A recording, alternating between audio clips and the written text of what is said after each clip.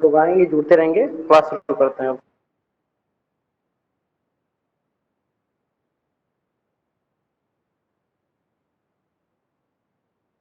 ठीक है।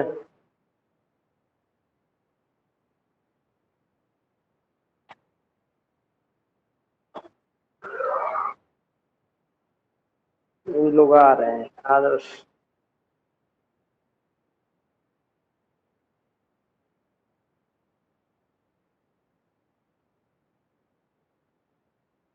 चलो, हमारा टॉपिक जो है 3.3 1848 the revolution of liberals. One paragraph has been done. Now I am going to talk about second paragraph. Okay, ठीक है।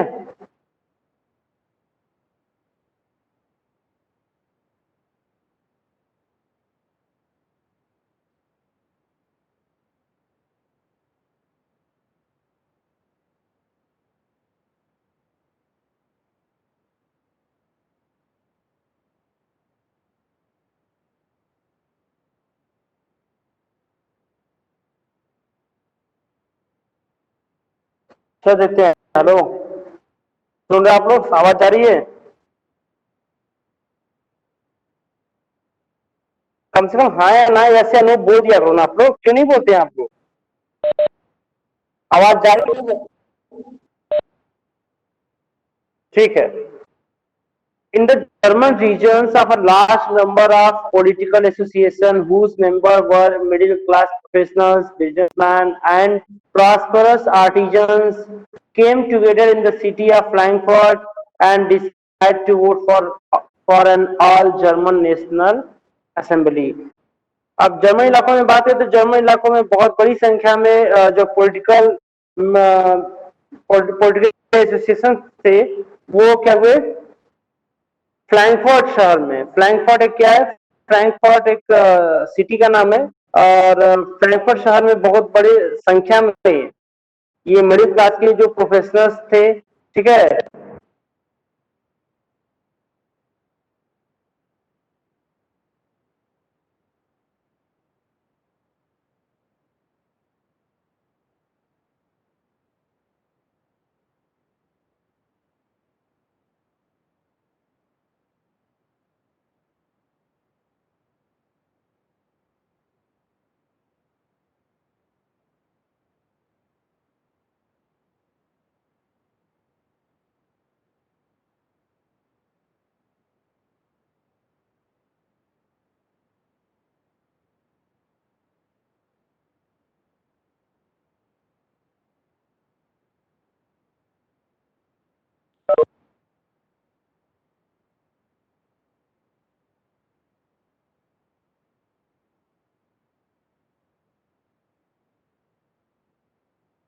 अच्छा,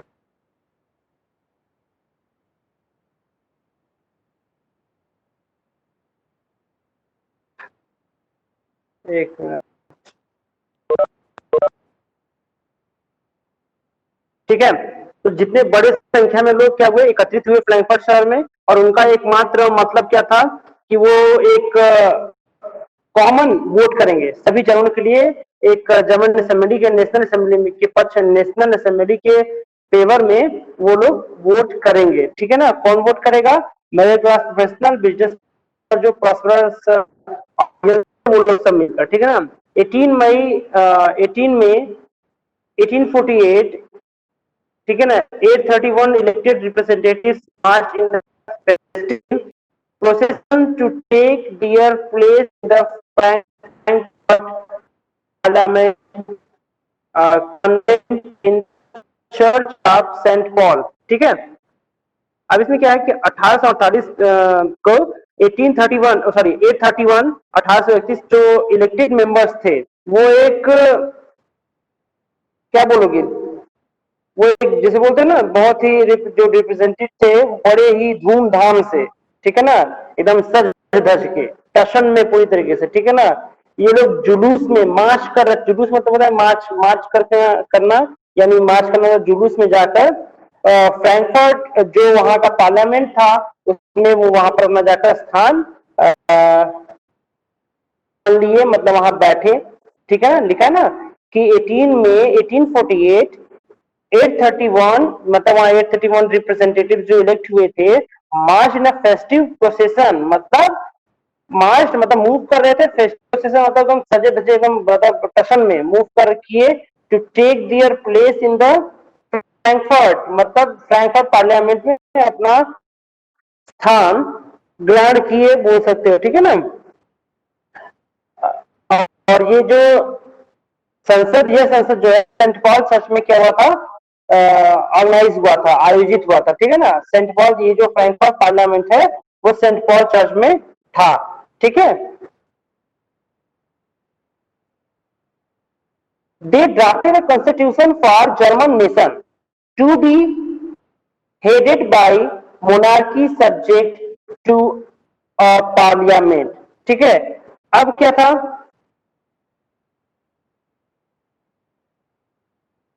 उन्होंने क्या किया कि एक जर्मन राष्ट्र के लिए, जर्मन जो नेशन था, जर्मन देश के लिए एक constitution, they drafted a constitution for a German nation to be headed by the monarchy subject to parliament, ठीक है ना।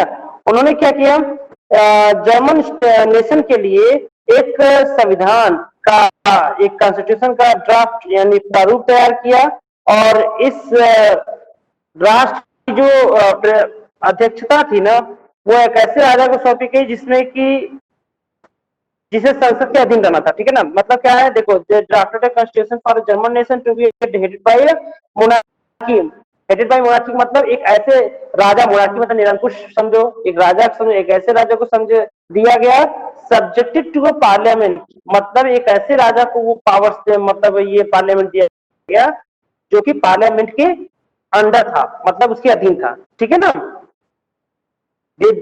अब उसके बाद क्या है, when the deputies offered the crown on these terms to Frederick William IV, King of Prussia, he rejected it and joined other monarchs to oppose the elected assembly. अब बंदा क्या करता है, अब जब उसे ये लगा कि ये संसद की क्या है, अधीन रहना है, जिस राजा को सौंपी गई थी उसे संसद के अधीन रहना है, जब जब रिप्रेजेंटेटिव्स ने प्रशा का जो राजा था, फ्रेडरिक विलियम फोर्थ की बात कर रहा है, उसको जो क्राउन यानी कि उन्हें ताज पहनाने की, मतलब राजा या ताजा पर ताज पहनाने की कोशिश की, तब फ्रेडरिक विलियम ने इसे क्या किया, इसे अस्वीकार कर दिया, ठीक है। और उनका साथ दिया, उन राजाओं का साथ दिया जो ये निर्वाचित जो to oppose the elected assembly, मतलब जो इलेक्टेड असेंबली था, जो राजा इसके विरोधी थे उसका साथ दिया। देखो इसको फिर से हम बोल रहे हैं, समझो इसको। देखो इसमें क्या हुआ कि एक ड्राफ्ट, एक कॉन्स्टिट्यूशन जर्मन के लिए बनाया गया, ठीक है। फ्रैंकफर्ट में जब सब इकट्ठा हुए तो वो जो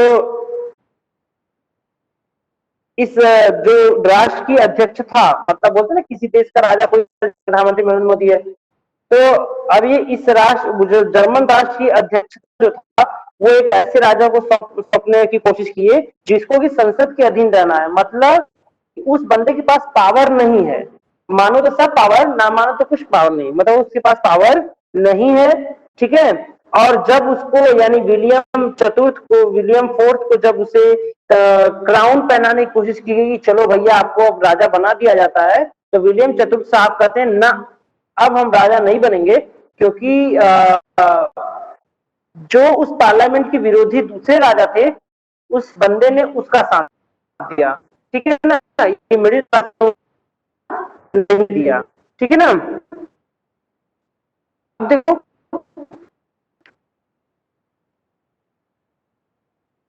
he later joined other monarchs to oppose the assembly. While the opposition after the military became stronger, the social basis of parliament eroded. The parliament was dominated by the middle class who resisted the demands of workers, artisans, consequently lost their support in the end troops where called, कर रहे हैं जिसको राजा बना रहे हैं, वो बंदे को अधीन कर पार्लियामेंट के अंडर रख रहे हैं, लेकिन हमारा जो राजा का सिस्टम था, मोनार्की सिस्टम, वो बहुत स्ट्रांग था। अब क्या होता है, और वो हमारा साथ छोड़ देता है वो राजा। तो जब कुलीन जो एरिस्टोक्रेसी था, जहां कुलिंगवर्ग और जो ट्रूप्स था उसका विरोध लगातार बढ़ गया, और वो जो संसद, जो पार्लियामेंट बनी थी, उसका जो बेस था वो धीरे धीरे क्या हुआ, कमजोर होने लगा। संसद में मेनली कौन था, मिडिल क्लास थे, डोमिनेटेड था, मिडिल क्लास डोमिनेट करता था, ठीक है, संसद पार्लियामेंट को। तो जिन्होंने इसमें क्या था, उन्होंने जो मिडिल क्लास थे, जो मजदूर थे, लेबर्स, और जो आर्टिजन्स थे, उनकी जो डिमांड्स थे उनका विरोध किया, जिससे वो उनका समर्थन खो बैठे। अंत में सैनिकों को बुलाया गया और असेंबली भंग होने पर मजबूर होगी। अब देखो इसमें हुआ क्या, हम तुम्हारा साथ दे रहे हैं, ठीक है, अब तुम एग्जाम्पल समझो तभी समझ में आएगा तुम्हें, ठीक है ना। अब एक मिनट, हम एग्जाम्पल दे रहे हैं कि मान लो कि अर्चना, आरती, गौरव, महिमा, ये सब क्या है, मिडिल क्लास नहीं है, ये लोग गरीब मजदूर हैं, ठीक है। और रजत, सुकृति, सुलभ, ये क्या है, बहुत ही मिडिल क्लास के लोग हैं, ठीक है। और वैभव क्या है, और वैभव विशाल दोनों क्या है, दोनों ही बहुत ही मतलब मोनार्की सिस्टम में रहने वाले हैं। अभी कहानी इससे रिलेट करोगे तुम्हें समझ आ जाएगी चीज। अब ये इसमें इतने लोग समझ में आ गया। तो अब जब वहां पे जर्मन राष्ट्र बनाया जा रहा था, और जब तक मिडिल क्लास के पास जब तक छोटे तबके के लोगों का सपोर्ट था, तब तक क्या हुआ, पार्लियामेंट या कोई भी चीजें चल रही थी, ठीक है। लेकिन जैसे ही मिडिल क्लास, जब छोटे मजदूर लोग, आर्टिजन्स थे या जो किसान थे, उन्होंने अपनी मांग रखी, डिमांड रखी, तो जो मिडिल क्लास में जो बड़े लोग थे, अमीर लोग थे या फिर प्रोफेशनल्स थे, उन्होंने छोटे लोगों के डिमांड को क्या किया, नकार दिया।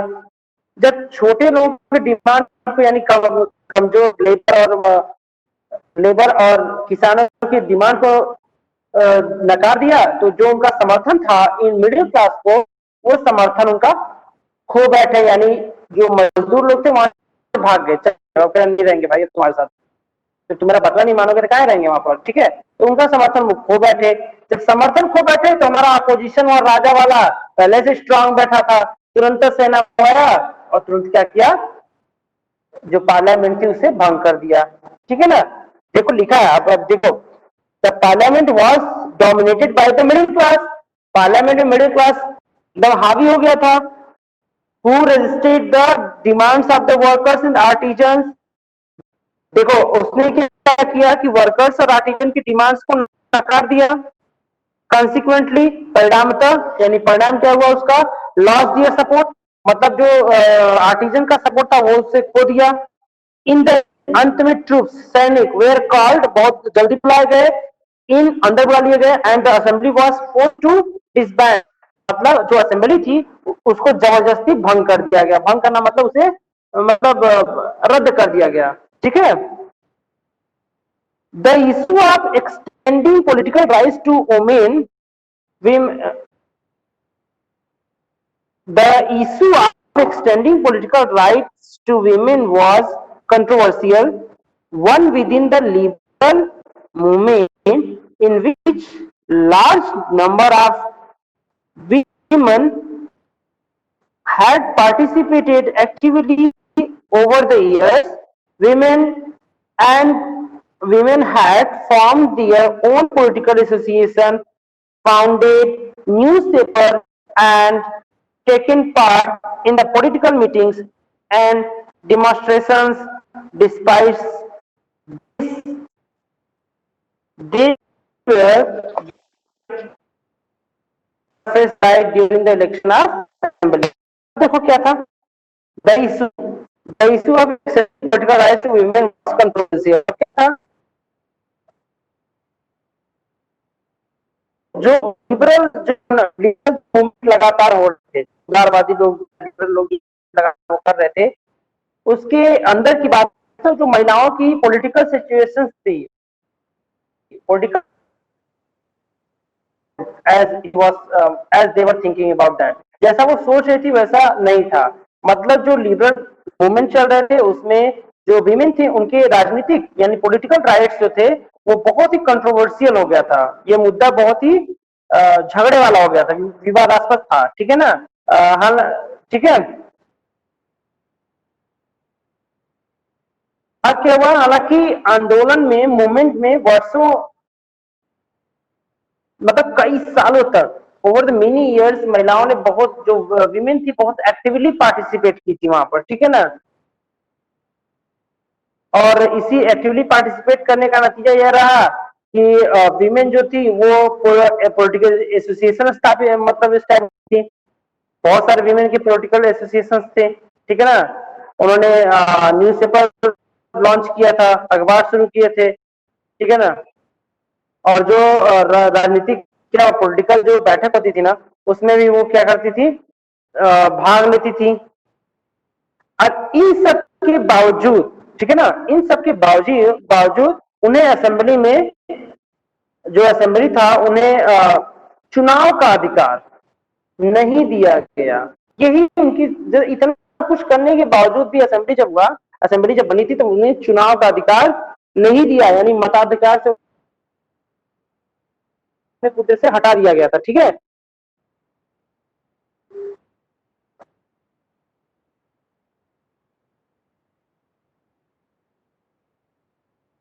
और when the Frankfurt Parliament convened in the Church of St. Paul, women were admitted only as observers to stand in visitors gallery। अब देखो क्या था, आप इसका अंदाजा ऐसे ही लगा सकते हो कि जब फ्रैंकफर्ट जो पार्लियामेंट थी उसकी जो सभा मतलब जो सभा आयोजित की गई थी उसमें जो वीमेन थी कि वीमेन को वहां पार्टिसिपेट नहीं किया गया था। जो दर्शक लोग होते हैं जहां गैलरी में बैठकर वो चीजों को ऑब्जर्वर मतलब देख सकते हैं गैलरी में बैठकर, उस तरीके का उन्हें खड़े होने का स्थान दिया गया था।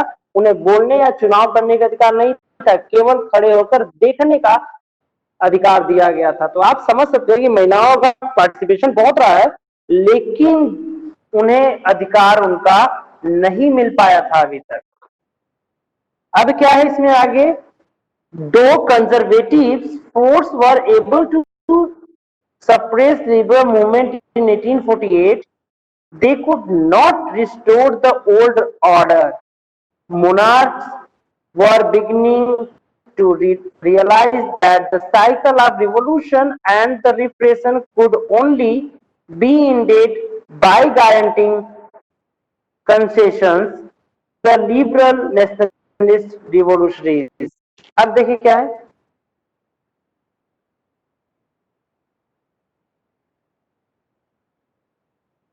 दो यद्यपि जो कंजर्वेटिव पावर्स थे, कंजर्वेटिव फोर्स की बात कर लिया जाए तो 1840 में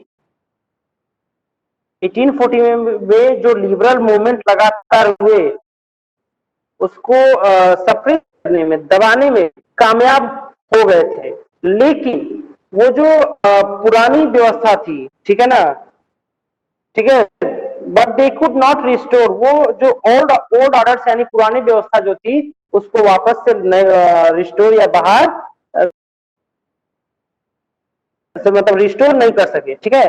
जो मोनार्की सिस्टम में जो राजा थे उनको ये समझ में आ गया था कि जो liberal monarchs were beginning to realize that the cycle of revolution and repression could only be ended by the granting concessions to the liberal nationalist revolutionaries। इसका मतलब था कि जो लिबरल नेशनलिस्ट रिवोल्यूशनरी की बात वो कर रहे हैं कि जो मोनार्की सिस्टम में जो राजा थे, राजाओं को समझ आ गया था कि जो लिबरल नेशनलिस्ट थे, ठीक है, लिबरल नेशनलिस्ट को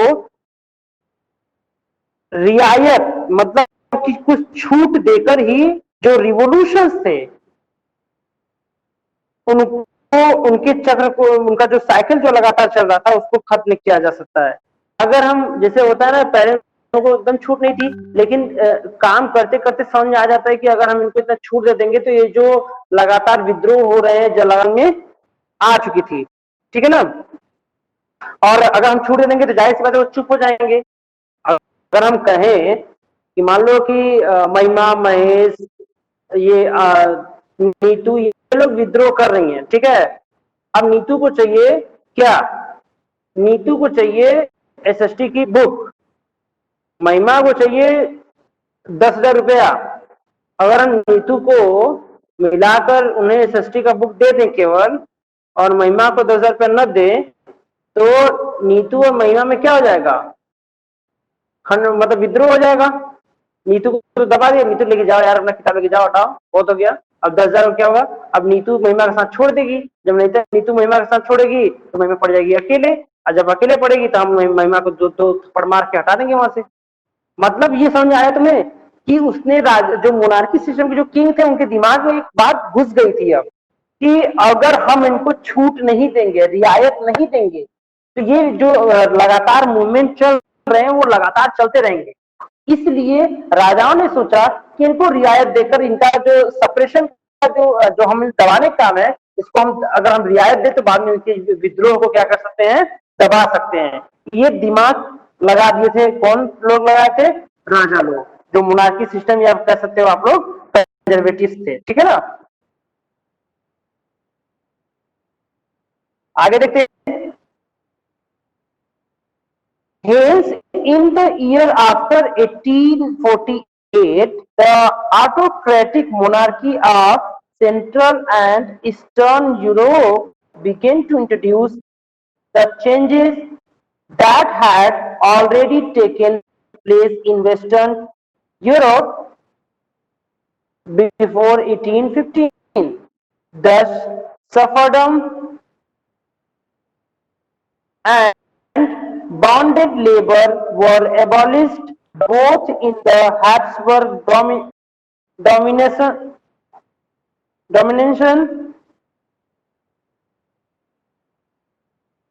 and in Russia. The Habsburg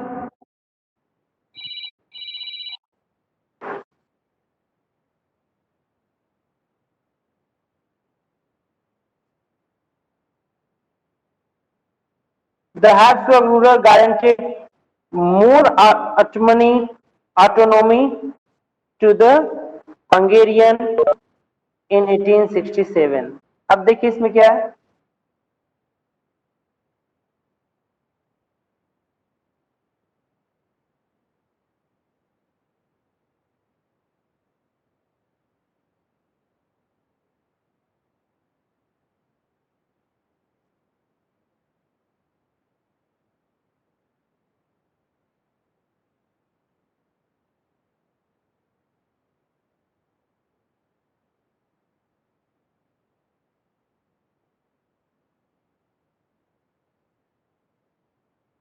Hence, in the year after 1848, the autocratic monarchy central is, ठीक है। अब आगे देखते हैं।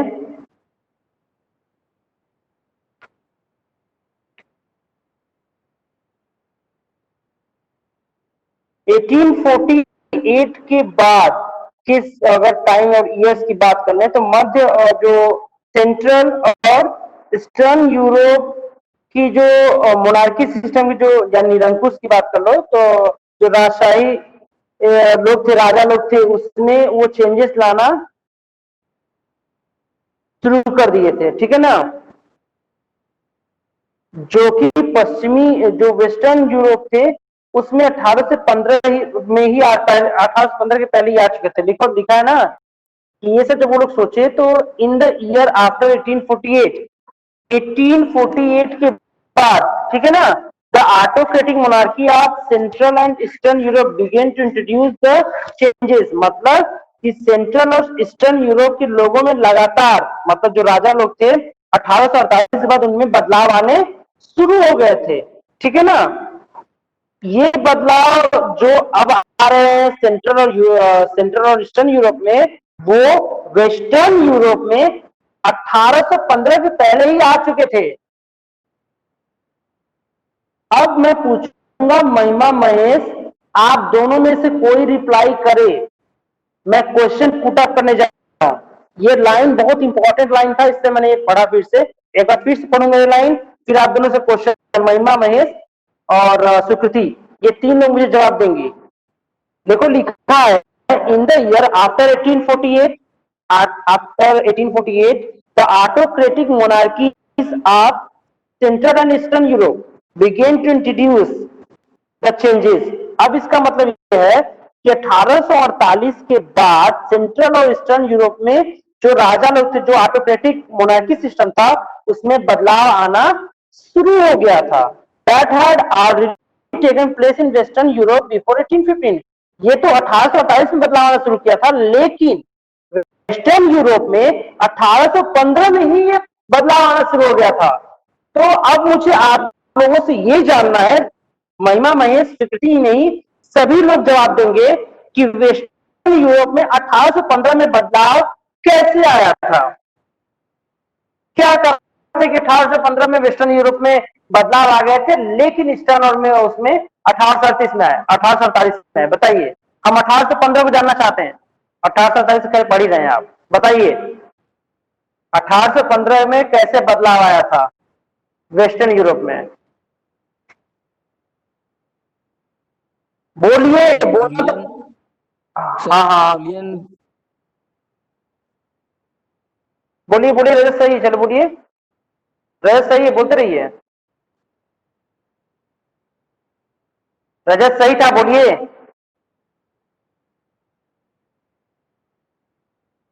सर नेपोलियन रूल के थ्रू।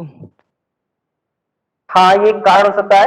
अब दूसरा इसका जो मेन कारण था वो था 1789 में फ्रेंच रिवॉल्यूशन हुआ था।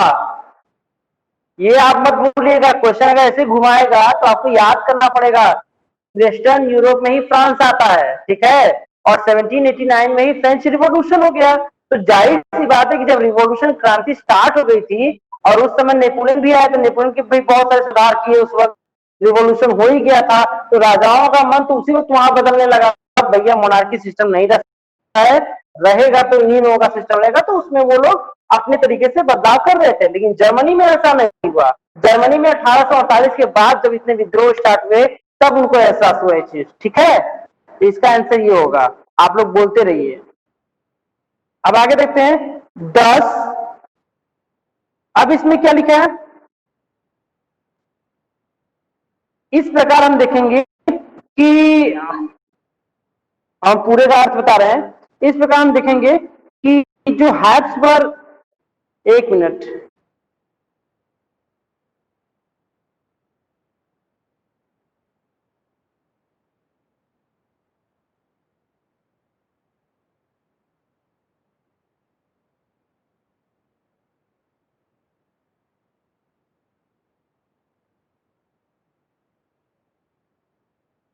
चलो ठीक है।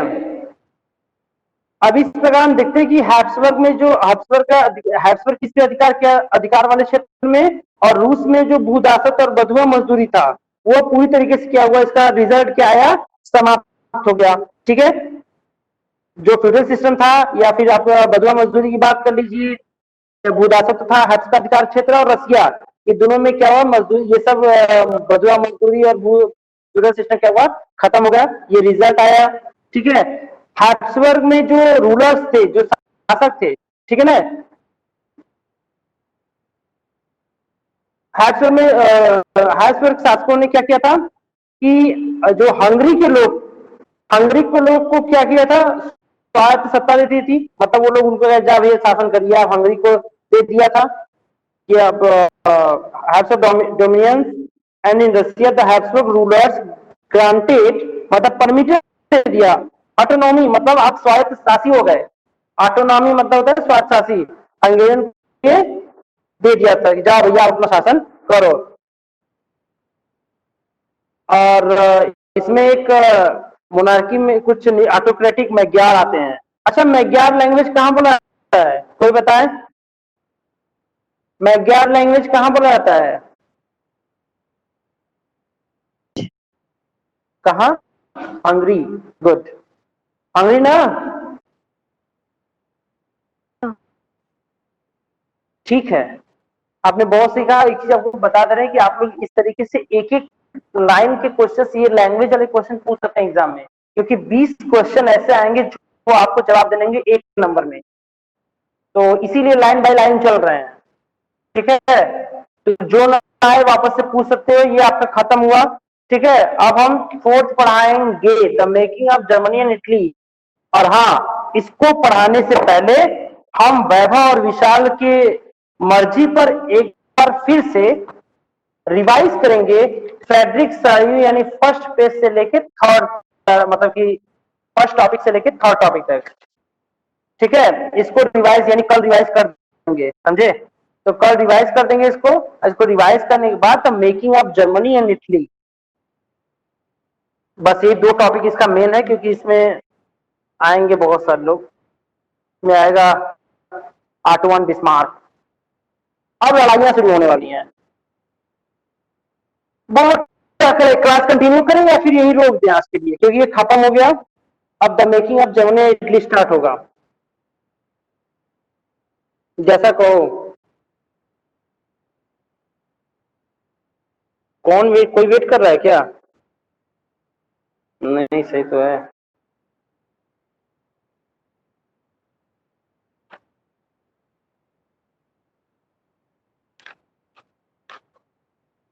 अरे वैभव, कुछ बोलोगे? शुरू करें। The rise of nationalism in Europe फिर से या नहीं? मन नहीं है तो ना शुरू करें। वैभव, विशाल,